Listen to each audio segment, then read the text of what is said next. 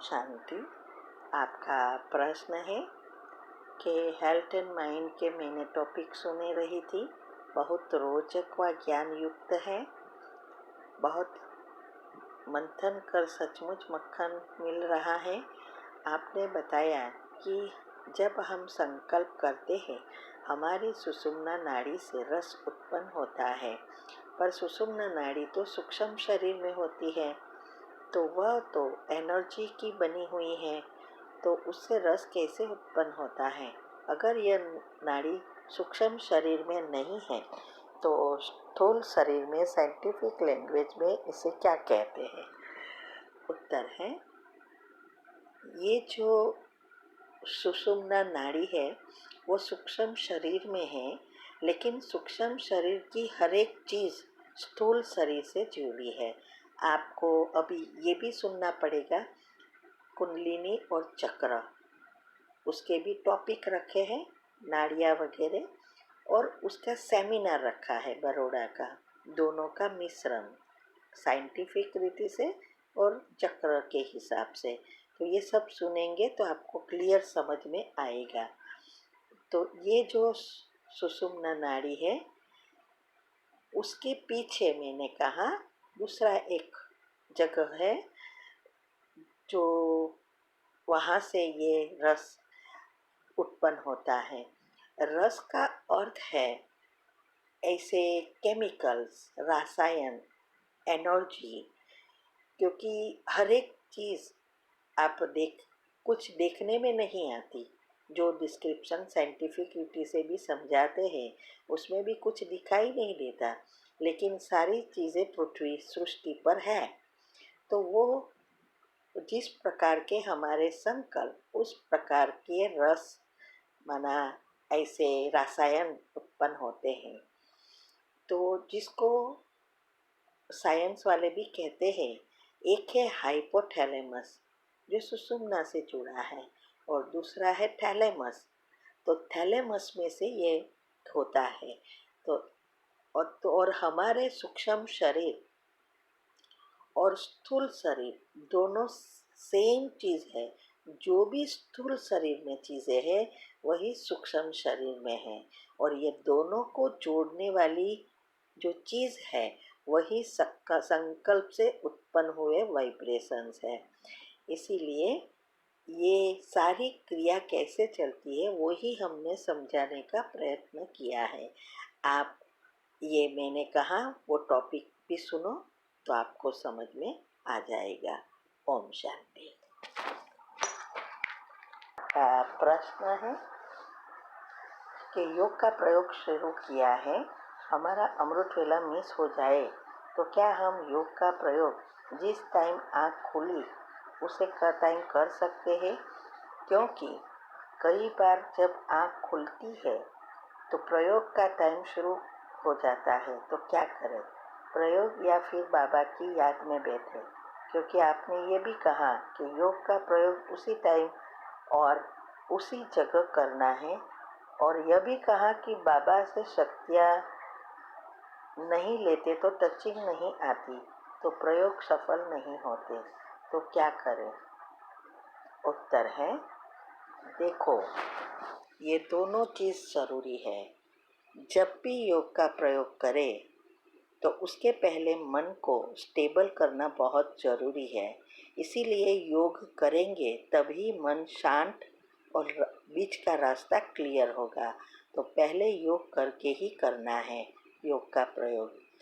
दूसरा, एक टाइम पर, इसीलिए मैंने कहा एक टाइम और एक जगह कि ये अगर हम एक समय और एक जगह रखते हैं तो एक एनर्जी की रास्तों में भी एक रास्ता बनता है, एनर्जी की धरनी में भी एक रास्ता बनता है, और वो रास्ता इतना क्लियर हो जाता है तो बाबा से डायरेक्ट एनर्जी आना शुरू होता है।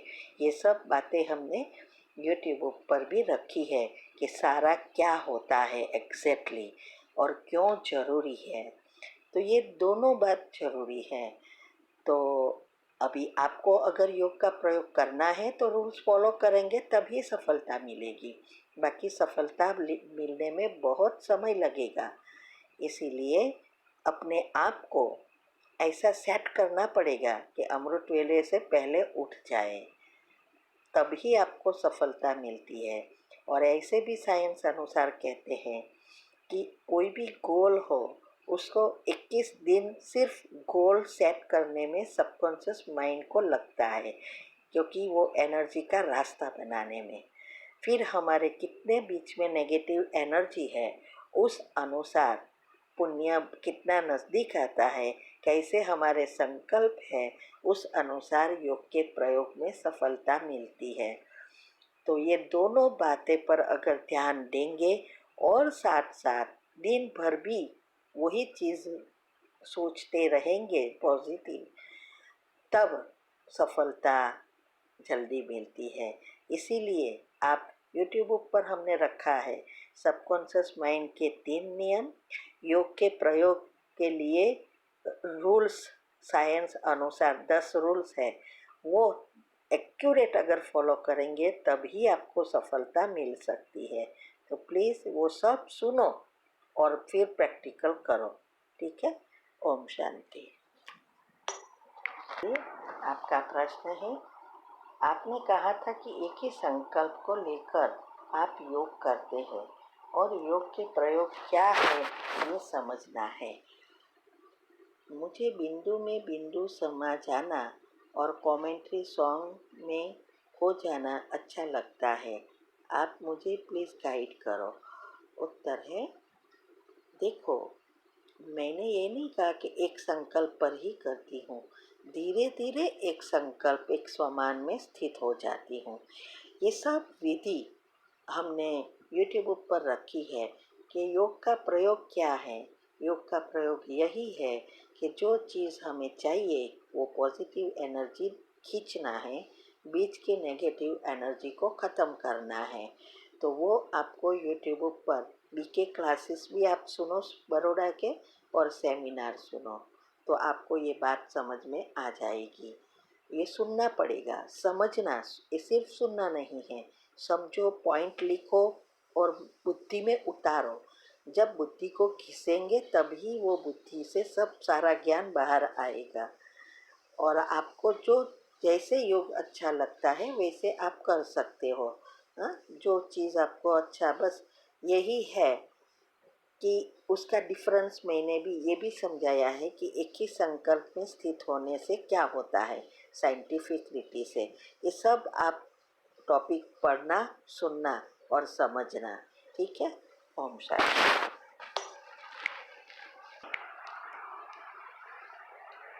बाद में 1 जुलाई की मुरली के कहा, एम ऑब्जेक्ट को सामने रख फकूर में रहना है, इसका मतलब क्या है और फराक दिल बनने का मतलब क्या है। उत्तर है,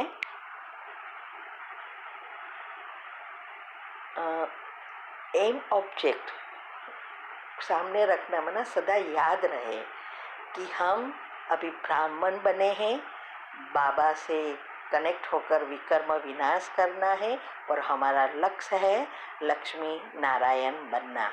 तो फकूर हो रखना माना नशा रहना चाहिए। तो नशा होगा तभी हम इसमें आगे बढ़ सकेंगे। और फराक दिल का अर्थ है बड़ी दिल वाले, हमेशा सबको खुशी, शांति, प्रेम, आनंद बांटने वाले। कोई भी परिस्थिति आए लेकिन हमें मन से सबको माफ़ कर कर फराक दिल रहना है, बड़ी दिल वाला बनना है। ओम शांति। प्रश्न है, बाद में खाना तक नहीं मिलेगा तो उस अवस्था में भी योग में रहने को अभी से कम खाने की या भूखा रहने की प्रैक्टिस करें क्या, या फिर देवता केवल फल खाते हैं तो अभी हम रो डाइट में कम खा के रहना चाहिए क्या। उत्तर है, नहीं, ऐसा कुछ करने की ज़रूरत नहीं है, लेकिन आपकी अवस्था बनानी है कि कोई भी परिस्थिति हो, चाहे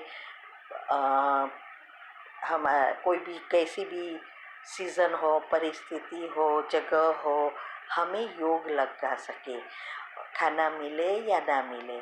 तो अगर आपकी ऐसे तो कहा है कि जो बच्चे बाबा के बच्चे हैं, बाबा की याद में रहते हैं, उसको तो भोजन मिलेगा ही।